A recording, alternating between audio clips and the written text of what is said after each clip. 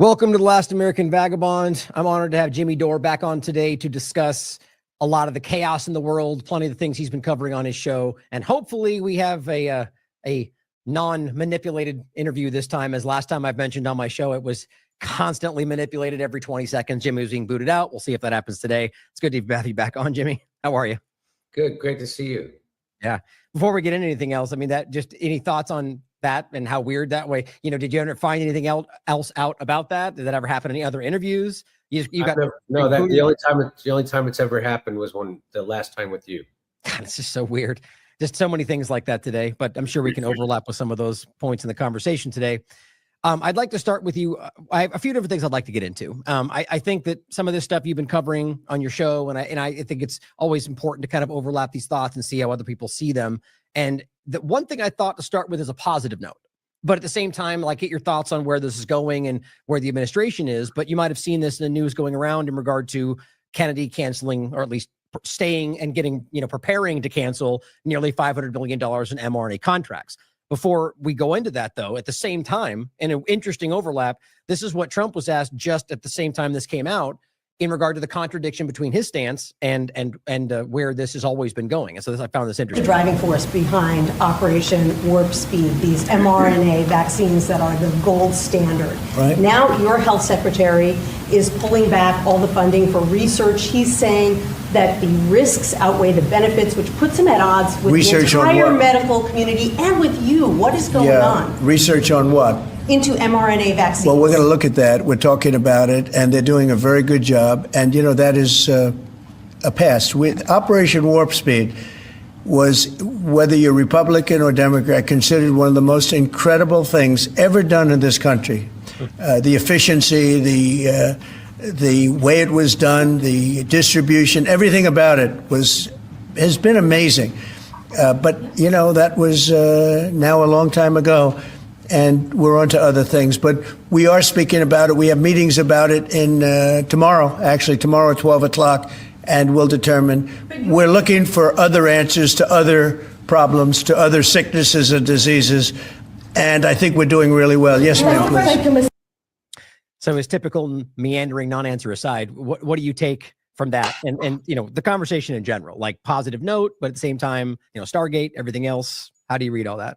What are your thoughts on it? Well, I think with Trump, he should have been more prepared for that question, because I think a better answer to that question from Trump's perspective would have been, we were in what we were being told by all the experts was a deadly pandemic that was going to wipe out the Western civilization. So we had to get on it and take emergency use authorization that we normally don't. So this is emergent. We're not in an emergency anymore. And we're going to study this even closer. And the mRNA platform seems to have more problems than we thought it did.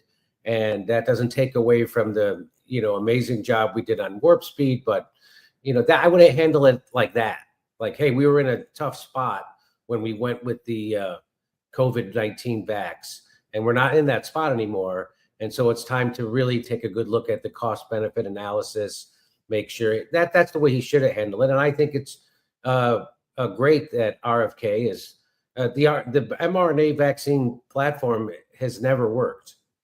And it didn't work this last time. So they had to change the definition of what a vaccine was, literally in the dictionary, change the definition of what a vaccine is, so the COVID-19 vaccine could be considered a vaccine. Before, it used to be a vaccine gave you immunity from a virus. Now that they changed that, and then it creates an immune response to a virus, which makes it a therapeutic at best. And with all the adverse events, the cost benefit analysis is in the negative. So right.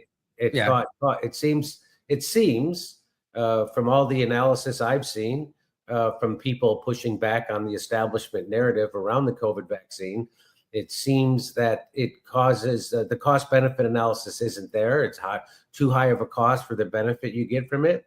And if any, and in fact, the more of those the Cleveland Clinic study showed that the more vaccines you got, the more likely you were to become infected with COVID, just like last year's flu vaccine, by the way. If you took the flu vaccine last year, you were 27% more likely to get sick from the flu. So that's called negative efficacy, meaning you would have been healthier and better off not taking the vaccine. If you did take the flu, that's also not a vaccine. That's why they often refer to it as a flu shot, because it's not a vaccine, and the flu vaccine doesn't work. It's interesting. It certainly doesn't work the way they make you want to think it works. Yeah. So it might work in some kind of narrow definition that they give, but it certainly doesn't work the way people think it works. Like, I'm going to get the flu shot, and then I will have immunity from this year's flu, but that's not what it does. Yeah, it works at not at giving you the flu. It works at maybe giving you myocarditis, right? Guillain-Barré syndrome. But the thing is, you bring up the 27%. I hadn't seen that. That's interesting. So I think you've also covered the study that came out right before the COVID-19 illusion dynamic, and it was one that the Pentagon put forward. Remember this? And it was what? It was it 30-something% more likely to get the flu, but it was also included in coronaviruses. So I have to check out that study, because it's, how often is it, like, is it ever a point in which the study shows that they actually did what they claim? It's like, so I agree with your point. It's like the verbiage, is it work in the way that they want it to work, or is it actually even effective in any way? But going back to the mRNA thing, it's interesting though. I agree with this first simplest point. Like, obviously I don't think he did that on accident. I think Trump has a way where he tries to keep himself distanced from certain things that are uncomfortable by doing that exactly. But I agree, he should have had a better answer about entirely. But what do you sense from that, though? Do you think, one, is RFK Jr. going to actually go through with that? And how does that make sense with the Stargate platform and all the other things they're doing? And with Trump's response, it seems to suggest like he's already kind of he said, well, we'll talk about that. He also praised warp speed, by the way, again, but what are your thoughts on that? Well, he's put himself in a real pickle, because his base is definitely against the mRNA platform and vaccine, because they've done their research and they've looked into it, and they know that it's never been used successfully. And so, and here he doesn't want to give up his big achievement, which was Operation Warp Speed. So he's been saying when he says that it's an achievement in Operation Warp Speed on a campaign, when he was campaigning, his crowd would boo him. I know. So this is just another, this is just Trump being caught between a rock and a hard place. He knows, I think the other weird thing is that Larry Ellison, who's a big donor, I think he's the second richest guy in the world now, maybe. Anyway, he gave a speech at the White House talking about how mRNA is the future, and that we can give your own individualized cancer vaccine for you personally. And, it's just all wishful thinking. It's all pie in the sky. This is not happening. That, again, they haven't figured out how to safely administer an mRNA vaccine.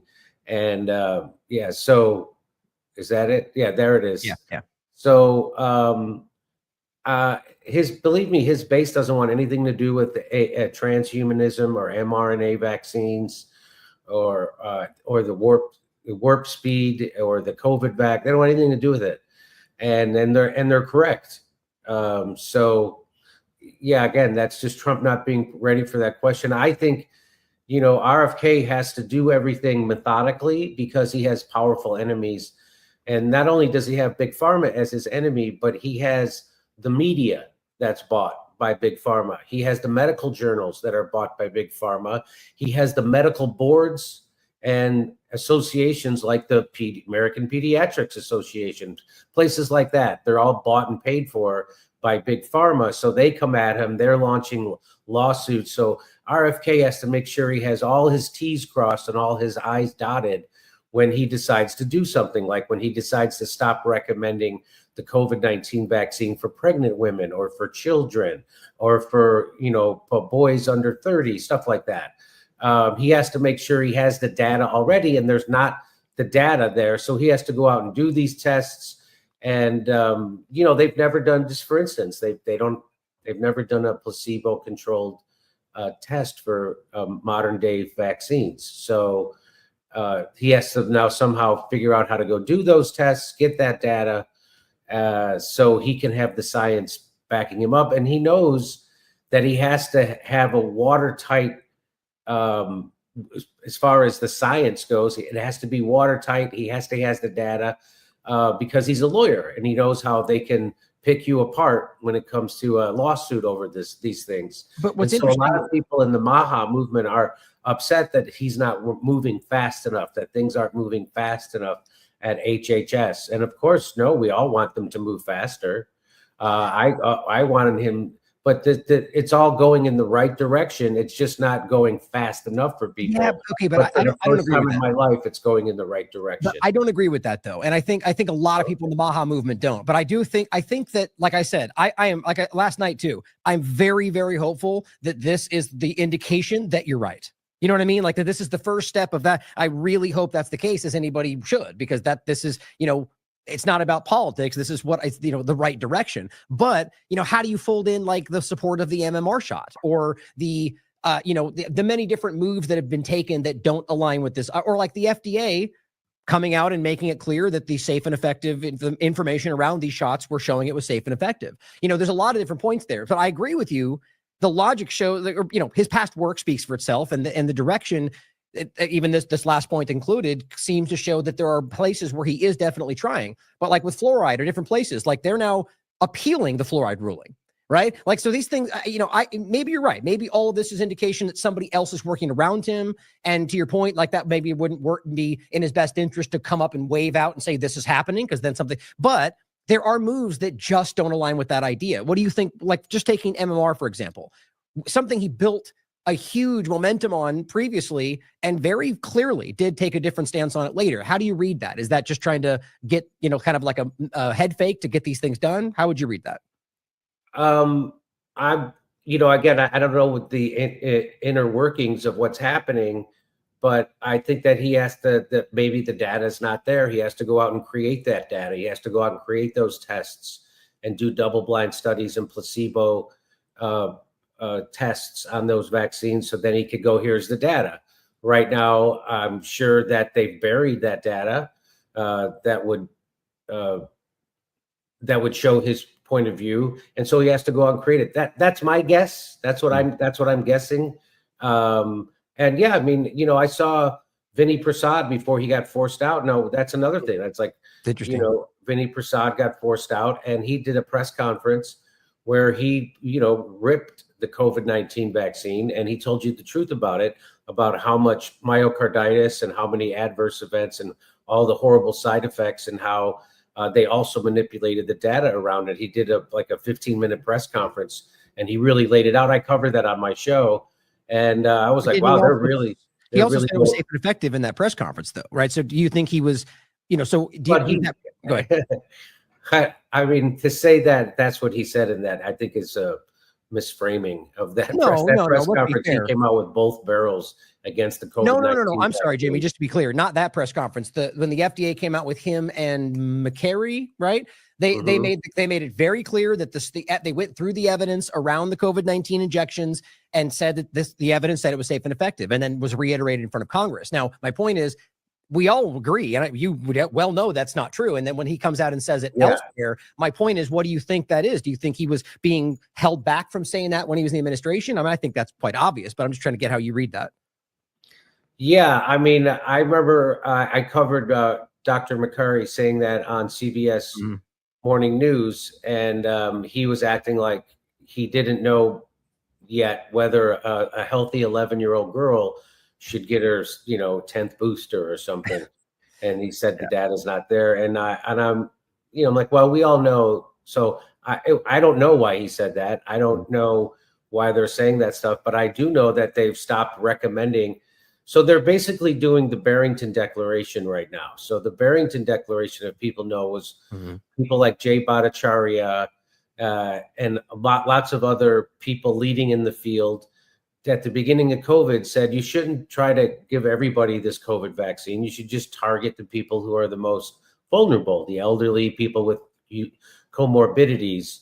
And so that was that part of it. And it seems like that's where they are right now with the COVID-19 vaccine. Do you agree with that?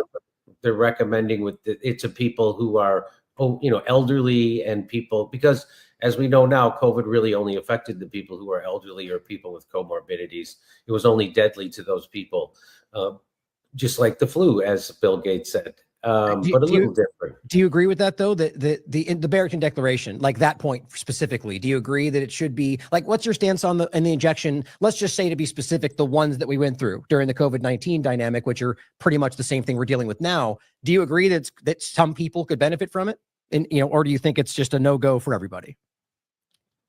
Again, I'm not a doctor, Sure. and no matter how old I was, I wouldn't take that vaccine. Yeah. This is why I get so confused by this, is that, we see this, right? And I think that, we've all had our different journeys through this. And I think, interestingly, how most people, even largely Democrats at this point, are coming to a point that we were misled.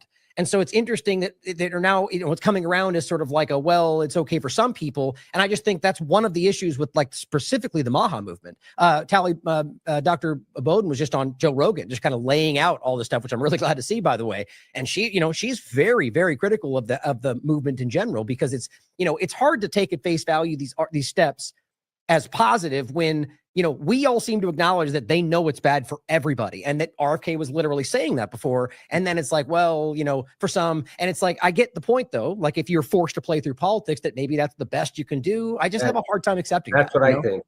Yeah. I think that, so for RFK to get his nomination confirmed, he had to make a lot of concessions to the Senate.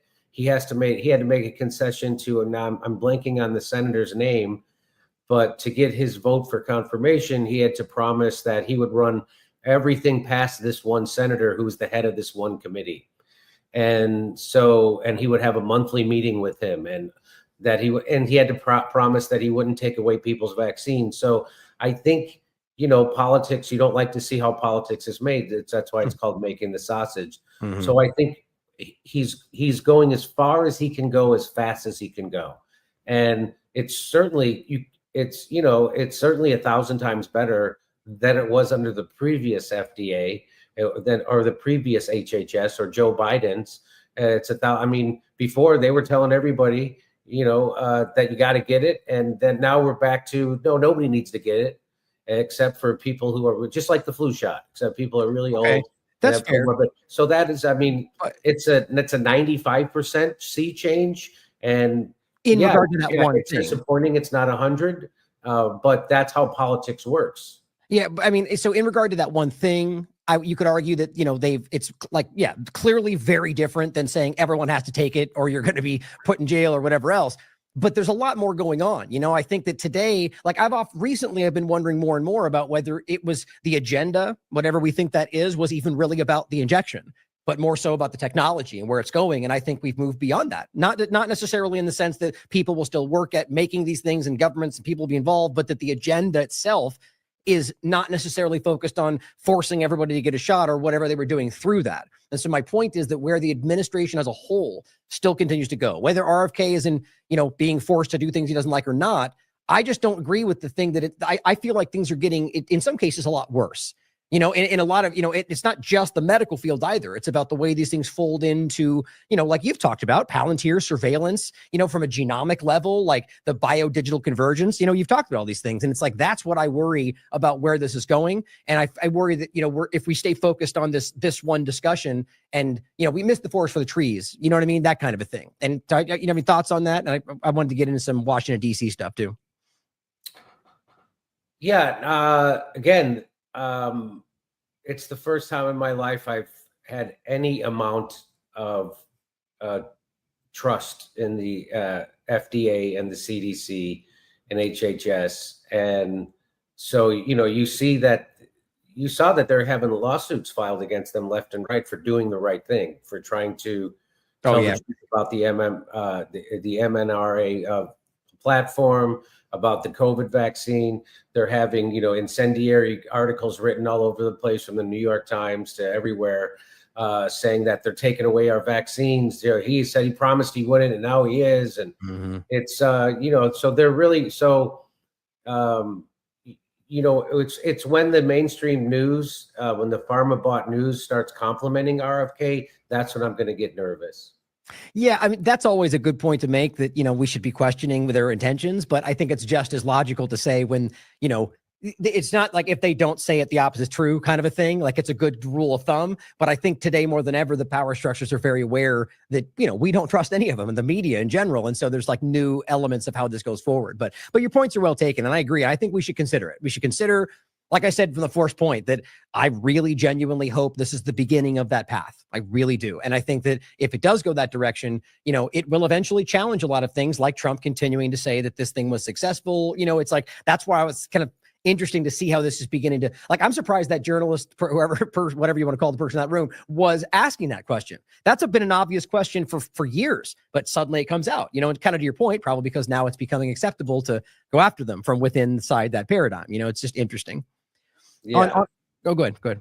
No, I'm still surprised at how most people that I know, anyway, the people I come in contact with in comedy clubs here in Hollywood, and people I know in Los Angeles, how most people are not interested in COVID, or making people, that the fact that they were lied to on such an unbelievable level, Right? the fact that they were used as guinea pigs, the fact that the lack of interest, and I read somebody wrote something on Twitter about why, and it's because if they admit that, then they have to admit that they took part in the most fascistic thing that's ever been perpetrated on the American people, and that they themselves were acted in monstrous ways, because they did.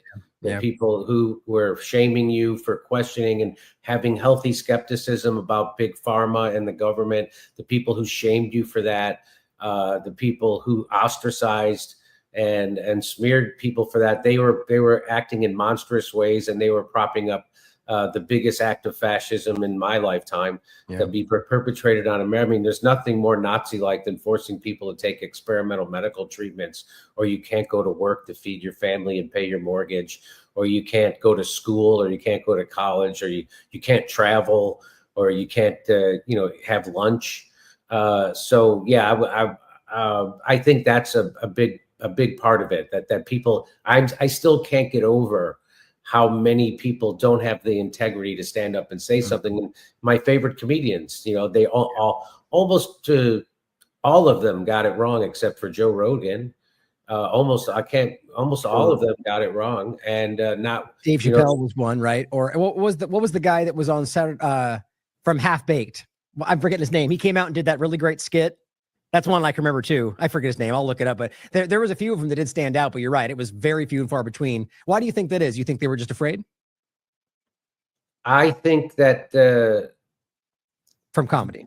I think that I think they kind of believed what they were saying, but all it took was a little bit of fear. And when you mix it with hating Trump, right? So they were very clever. The establishment was very clever. Even though Trump was rah-rah for the vaccine, they somehow made it that he was anti-vax. If you're a Trumper, you're anti-vax. It was really quite a sleight of hand. So all the people who were opposing Trump indignantly, like as if Trump was the problem instead of the system that made people desperate enough to vote for Trump was the problem. Those same people who failed to see that it was 8 years of Obama's failed policies, 8 years of Obama bailing out the banks while kicking people out of their homes, 8 years of Barack Obama giving you a right-wing healthcare plan that benefited the big pharma and the insurance companies, and him taking bribes from the banks so we don't have a functioning banking system. They failed to realize that that's what gave us Trump. They just focused on Trump, exactly what the establishment and the media wanted them to do. I guess, most of the comedians who I used to look towards, they're not that smart. They're not George Carlin, it turns out, and far from it.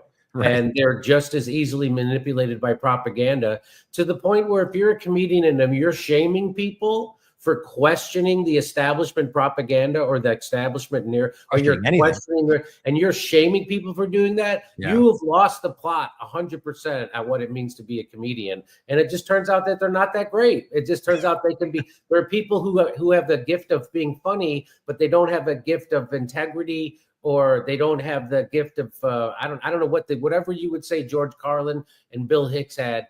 They don't have that. They're very, their brains are very malleable by the establishment, and they can use all their comedy powers to prop up the establishment instead of poke holes in the establishment narrative, which is what they're supposed to do. It was, again, it's a very depressing. I lost a lot of friends now, and I lost a lot of respect for a lot of people during COVID. That's no joke. It's still really hard on me. And, I miss those people because they're fun to hang around with.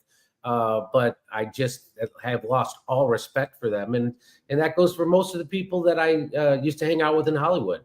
I just don't, not only did they were one of those people who shamed and slandered people like me for questioning and for correctly questioning and having healthy skepticism. Turns out 100% correct. And so I just, it's just left a bitter taste in my mouth. I try not to be bitter about it, but it's depressing if I think about it too much. And yeah, so I'm still shocked that, people are still angry at Joe Rogan and me for telling them the truth about ivermectin.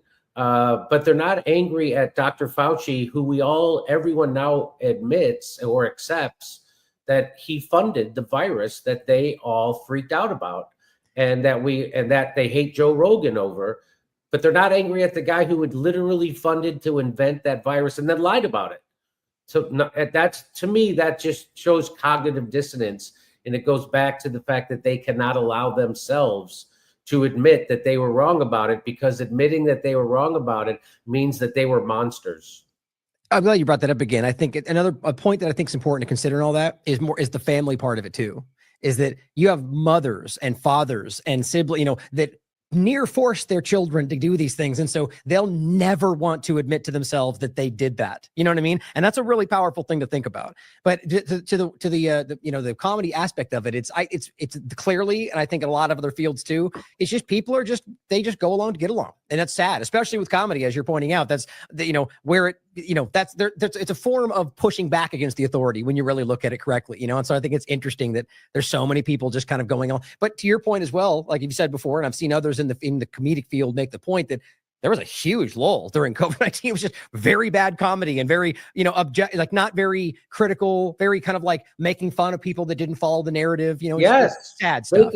Comedians going on for 15 minutes, 20 minutes at a clip, going on in their comedy specials, making fun of people who questioned authority. It is the most mind-blowing thing. And, they've had to bend themselves into pretzels so they were making the anti-intellectual argument in their comedy specials, and they had to dress it up as we're the smart people. And no, you're just the propagandized people. You're the people who still believe in the two-party system. You're the perfect dupe of the establishment, and that's the irony.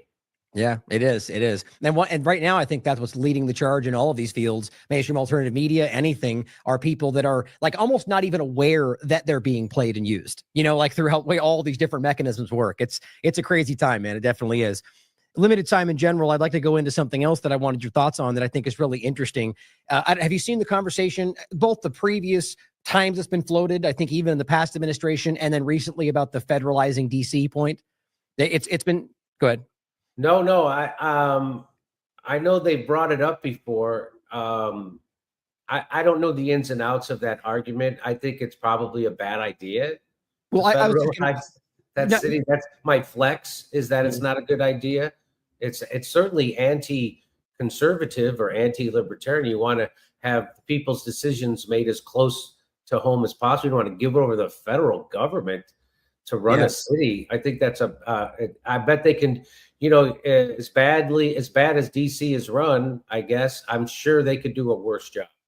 Yeah, no, I agree. But what's interesting to me is the whole thing is really interesting in its own right. Like the reality of what DC is, not having statehood and what that means for the people that live there, and the long time argument of wanting statehood. But it's interesting to me, the overlap. And I want to play another clip about this in regard to a rumor that was going around Washington, D.C. that I've heard more than once that I can't necessarily verify, which is why I haven't played it. It's like a few months old, but now coming back around as with the Freedom City overlap, and now the conversation of federalizing DC, whether that's what what they actually think when they're saying that, but controlling it from like the executive branch level. We play this clip, and it'll probably add some thoughts to this and how this overlap can be quite alarming with the technocratic Peter Thiel element.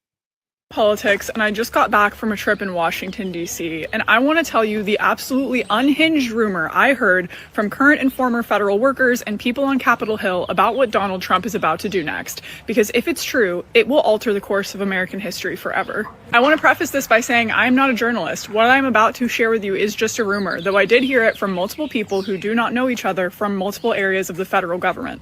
So with all those disclaimers, I'm going to share this with you anyway, because I think you deserve to know. Long story short, Donald Trump is trying to give Washington, D.C. to billionaire Peter Thiel. I mean that literally, not figuratively. Like, he's trying to give a billionaire control over the land and the people within Washington, D.C. The specific rumor is that instead of granting Washington, D.C. statehood like its residents have been demanding for years, he wants to actually roll back the little bit of independence that they already have of self-government. Apparently, he's considering turning the district into what some call a freedom city. Proponents of freedom cities advocate for areas and territories that are governed and owned completely by corporations. Now she goes on, that's the gist of it though, so we have to watch the whole thing.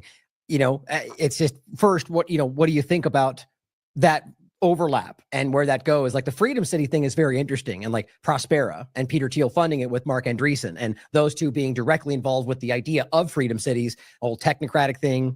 What comes to your mind? Doesn't sound good. That's what comes to mind. Yeah, definitely. Doesn't sound good. And it seems, again, to be another betrayal of what MAGA stands for. And, I wonder if Trump would get elected if he ran again. I mean, what the Trump and the Republicans have in their favor is the same thing that the Democrats have in their favor, is that their opponents are so repulsive. And because if Trump wasn't running against Kamala Harris and Joe Biden or Tim Walz, he wouldn't know. I mean, any decent candidate, but they weren't. They're running against the worst people in the world. Do you think that's by design? Like that's yes. made that way? Go ahead. Yes, well, we know it's by design because of. I'm sure you know the Pied Piper theory. So that was when the Clintons actually called up Donald Trump and convinced him to run for president in 2016 because they thought he would be the easiest to beat. So they thought that they would be able to get negative press on him, and they would be able to make him out to be a buffoon and all that stuff. And so they literally handpicked him. And so, of course, there's a big interest in the establishment in keeping. That's why Bernie Sanders and AOC are so important. And Donald to the Democratic Party, as Donald Trump is to the Republican Party, because people had it with the Republican Party, which is why Donald Trump was able to wipe the floor with them in 2016's primary very easily. People were done with the establishment, just like people were done with the establishment Democratic Party, because and Bernie Sanders revealed that he had at least half the people who are voting in a Democratic primary voting for a guy who wanted to blow up the Democratic Party.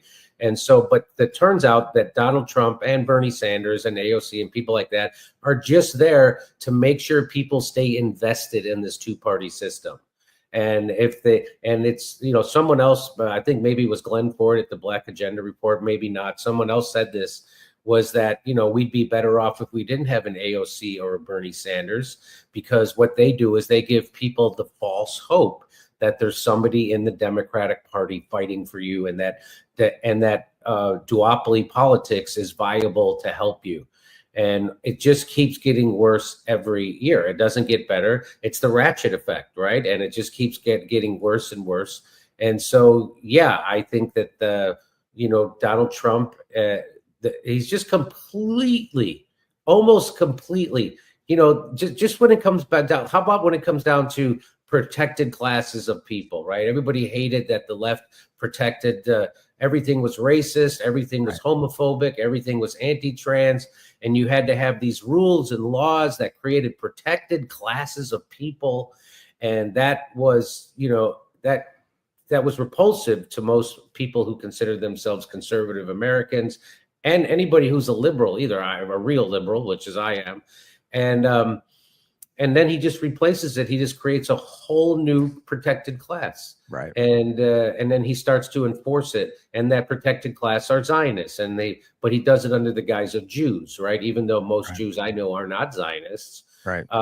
And so he starts to, how the left created hate speech, and then so now they can control you, which is really a thought crime. And so he's doing the same thing. And then he's, instead of going after drug cartel leaders and gang members who are here illegally, he's going after people who are here legally, who are in college and following the rules.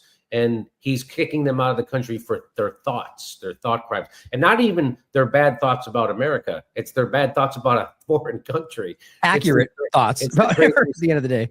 Go ahead, sorry. So Donald Trump it's just another, it seems to me this is another betrayal of the MAGA movement. If they do this thing, federalizing Washington, D.C., conservatives and Republicans, for as long as I can remember, have eschewed the federal government taking control, and that they always wanted the control of communities to be at the local level. And so this is the exact opposite. This is just like one more step in their 15-minute city of the entire country. That's what they're looking, and it's a globalist agenda. It's not just in America. So I don't know how much longer Donald Trump can keep sheep herding people into the Republican Party. Probably as long as people like Kamala Harris are the face of the Democratic, Chuck Schumer, Kamala Harris, AOC, Bernie Sanders, phonies like that.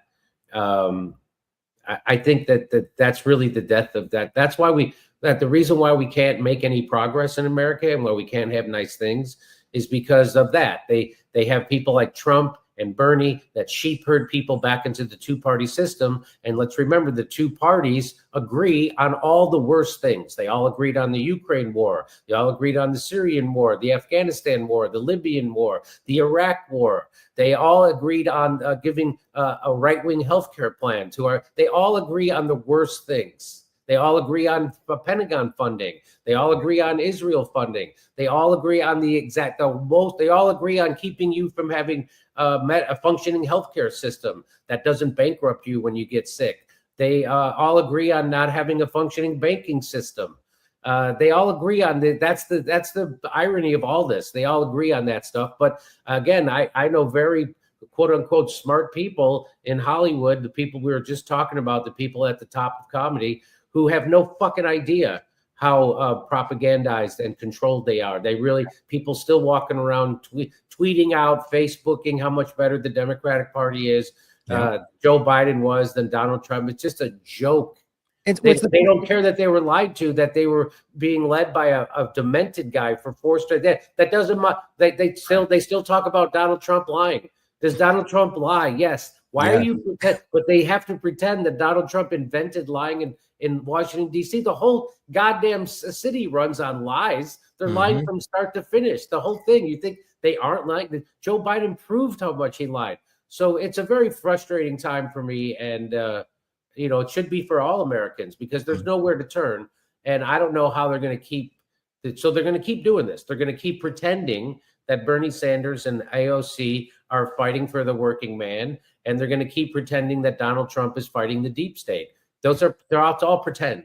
Yes, I agree. And, you made a good point there on both the part about AOC, like that they want, you have these ridiculous representations that make it so, you either choose to side with the party regardless of how bad they are, or, choose the other side. Either way, it's a false binary. That's what's so frustrating. But the point you're making there is that you have people that see it to a degree.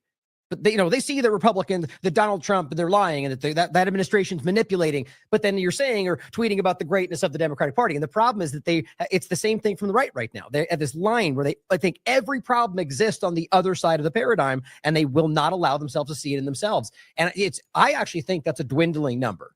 I think that is getting less and less people are falling into that. And it's because it's just that obvious today, but it is still working with some. And I think that's what I'm worried about, going back to the Washington, D.C. point, and just technocracy in general, the Palantir surveillance of this country, the Israeli infiltration, the globalism, as you rightly pointed out, that this is this is like a desperate rush to get to this point because they're losing control, whatever that they is, the power structure that's currently here. That's correct. And Hillary Clinton said, if we can't, I forget, I'm going to butcher the quote, but she said, if we lose our power to censor, then we're going to lose the whole game.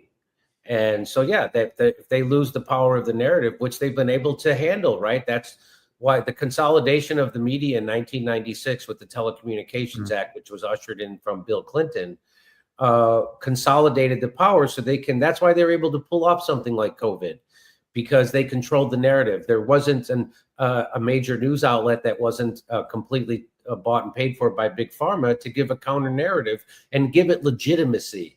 It was only, so all we had was Joe Rogan's platform or a smaller platform like mine, and they could easily, write articles in all the other publications to slander and smear us and discredit us.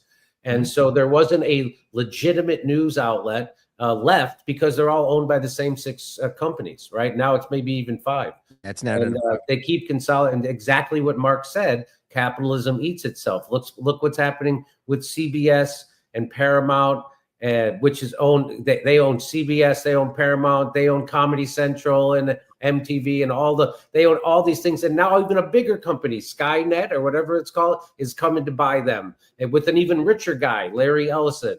And so we have even less choice. So it's like George Carlin says, you get 40 different kinds of cereal. You only get 2 health insurance companies. Right. You only get 3 so that's you only have a couple of media companies, and they all work for the same people. It's somebody should do a documentary on how often Rachel Maddow and Sean Hannity agree on things. That's a good point. Well, that's exactly what you were saying a second ago, is that when it really matters, they seem to all be on the same page. And so let's talk about, to kind of wrap the last 15 minutes, about Epstein and where this is, how everything we've kind of discussed today. I think that topic, and really, I truly, tell me what you think, I think it's more about the Israel overlap to it that has caused this to be what it is, but has fractured what's going on right now. And so I'll just start by pointing this out, that Trump again today, as Glenn Greenwald's pointing out, came out again and said, and called I have the clip if you want to see it, but called it a hoax. You want to see it? Okay, let's watch it. Sure. The driving force behind Operation. That's not the one. Hold on. I think it was, shoot, maybe I don't have it.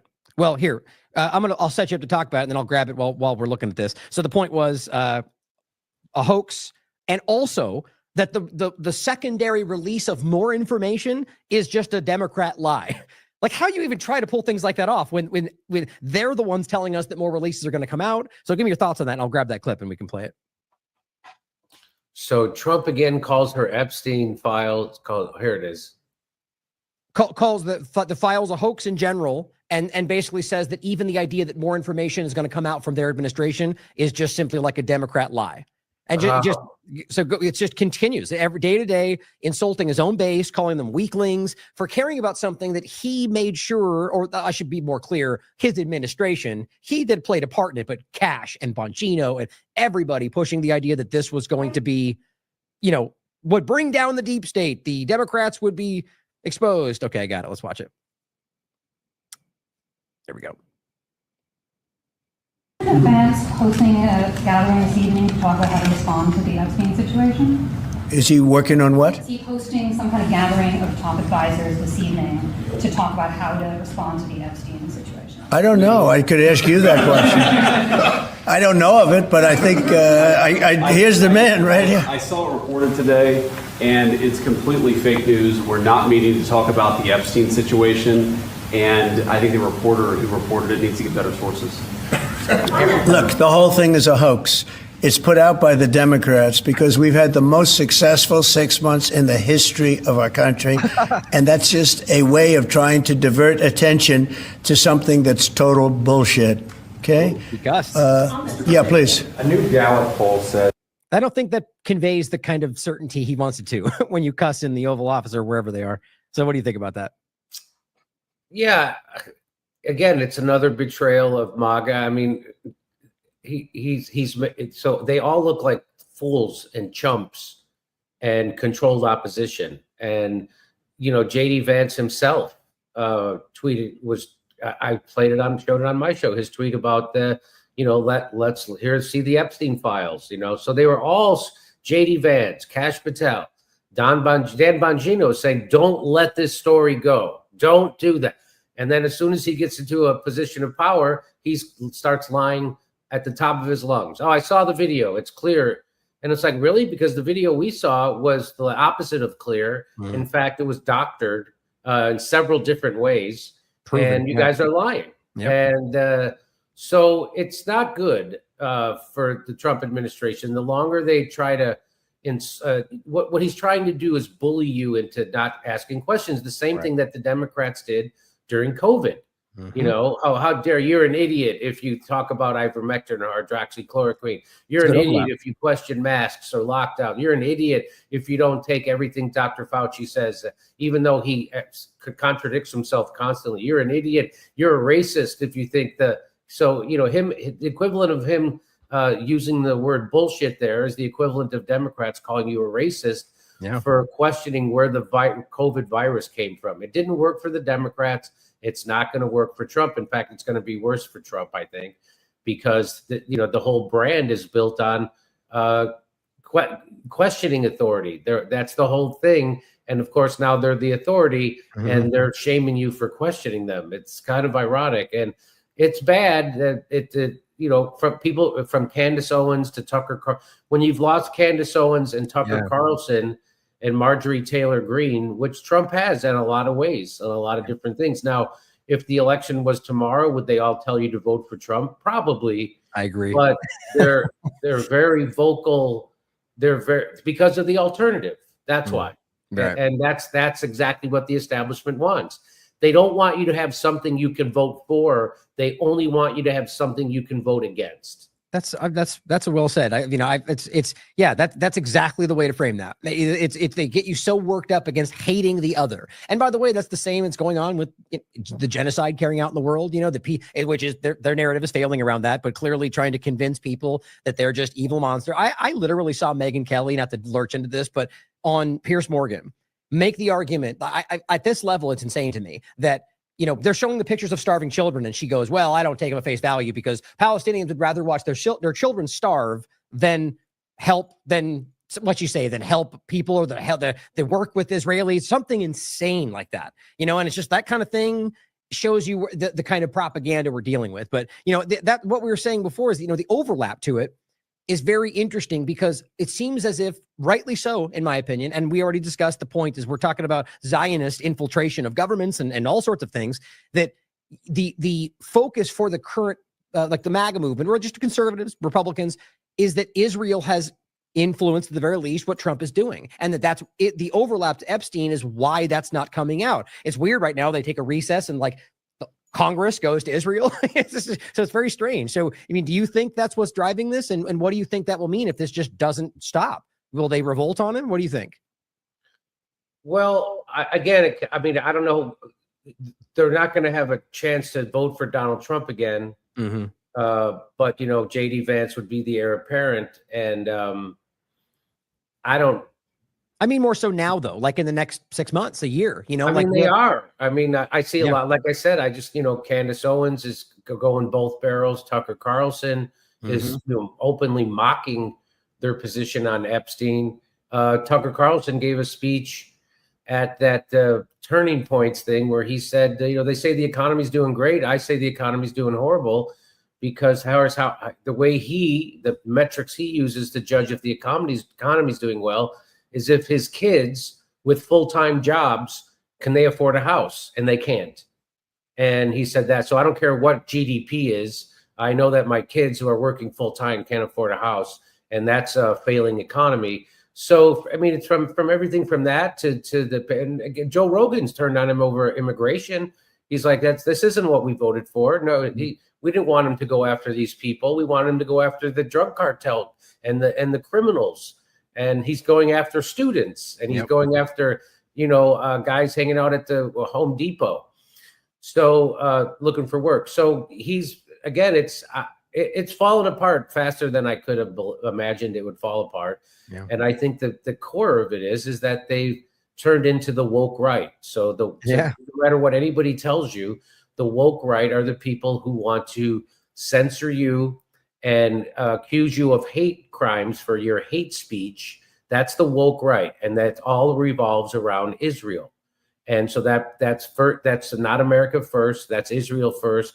And to the point where, I don't know if you saw just the other day, the Trump administration wanted to predicate disaster relief from FEMA, $2 billion on if your state is sufficiently loyal to Israel, and if it's not, you don't get your disaster relief. That they had to walk it back, but they only walked it back rhetorically, because they still have the language in the policy that says that if you are being discriminatory against anyone, you're not going to get our federal funds. And all they have to do is say you're being discriminatory towards Jews. Right. And by that, they really mean Zionists and Israel. They don't mean Jews. They mean Zionists and Israel. So that's again, the two people who like to conflate Judaism with Zionism are anti-Semites and Zionists. That's the irony. Yeah, that's a good way to put that. So much contradiction everywhere you look at all this. But see, that's what happens when you're lying about everything. I've said that so many times over the years as a U.S. government point, but same thing here. If you're lying about everything, at some point, you're going to have to contradict a previous lie to sell somebody on something new. I mean, it should continue. And that's what they keep doing. But right there, the narrative is just one big ball of lies. And it just day to day just keeps looking worse. Your tweet here just saying America first winning about them saying that. I don't know if you saw this, though.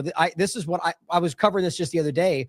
And so it started where they had this posted, right? And your good point, by the way, it's specifically Israeli companies, as opposed to something about, we're talking about an Israeli state, and, that's the conflation there with something about, whether it's Jews or whether it's about racism, because that's where Jews live. It's a weird way to frame that. That's why I think it got a lot of attention. You're telling us we can't boycott a foreign country, right? Now, then they removed it, as you pointed out. That went away. But what I found was weird is that night, they actually added it back.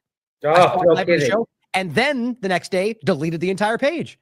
I mean, it's just, they're drowning in all this. And it just seems so desperate what they're doing, but I think it's a good point to understand that they are very clearly trying to cultivate the way we see these things and trying to manipulate us. But when they get seen, clearly they're in a vulnerable point to where they pull back and they run. I just think it's very interesting how obvious all of this is. But I agree. It's very obvious. It's, again, if they didn't have such weak adversaries, they would be done for. But they do have,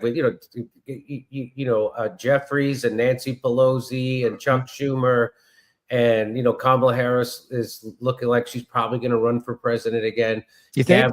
Gavin Newsom. Well, she's not running for governor, and if she's not going to run for governor, the only reason, because she was out here going around to the fire burned out neighborhoods and stuff. Kamala Harris was, and I'm like, oh, she's going to run for governor, because I guess Newsom can't, but now it looks like she's not going to run for governor, so maybe she's going to run for president. But anyway, again, the only thing keeping right now the Republican Party together is the fact that their adversaries are so horrible and obviously corrupted, because they're obviously corrupted. I mean, $1 trillion defense budget, all that noise about Doge, and none of that money gets cut.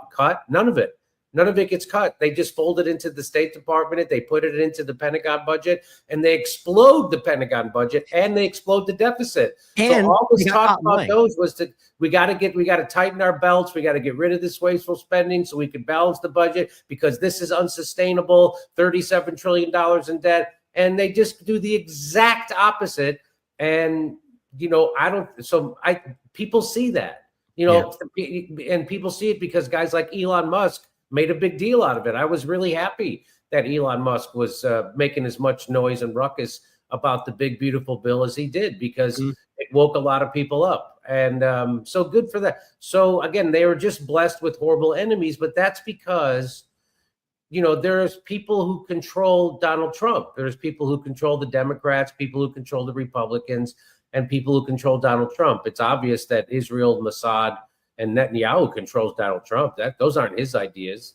And so, and even bigger control him. So, my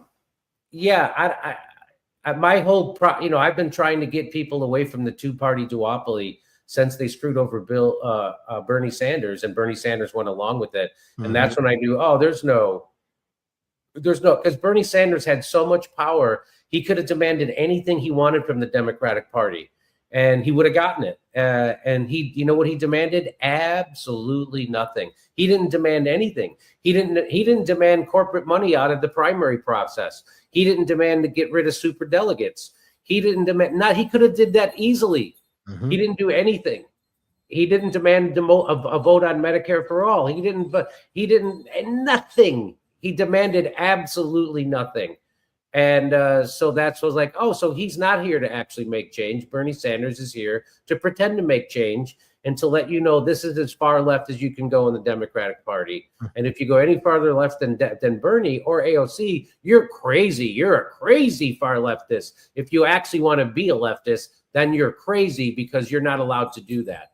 And, you know, it's just funny that Bernie Sanders is now in AOC, you know, that when Joe Biden had more billionaires supporting Biden and Kamala than even Trump did. Think about that. And now they're on a tour to end the oligarchy. Well, where were you for those 4 years? Oh, you didn't want to end the oligarchy then, but now you do. No, you're just, this is just another way to sheep herd people back into the Democratic Party. Yeah. Yeah, I agree. And get ready for the, you know, and I have a little bit of a less positive view about Elon Musk, but, you know, let's get ready for the America Party and the AI technocracy party. And to your point, get ready for Kamala to run and then have either him or maybe even JD Vance with the next party. And they're lesser of evils and the whole thing starts all over again. It's all lesser of evils voting. Yeah. And people I know smart people in Hollywood who defend it to the death. You can't tell me that the Democrats aren't a little better. That people say that. That they say it, then they believe it, or they convince themselves that that's true. Yeah. And, I mean, I think they call people like me an accelerist, you know, and it's just like, no, I'm just done with it. Yeah. And or apologists. The faster people wake up to the fact that you're being duped by this two-party system, the better. Nothing will change until people lose hope in the fucking government. Yeah, man. Thank you. Here. I've been saying that for the longest time. And specifically, like you're saying about the two-party illusion, that is like the crux of this issue. It's not the only problem, but very clearly the biggest in keeping us trapped in there. Thanks for being here today, Jimmy. Anything else you want to leave us with? Upcoming shows, things you want to shout out before we leave today? Yeah, I'll be in Manhattan coming up next weekend at the Village Underground.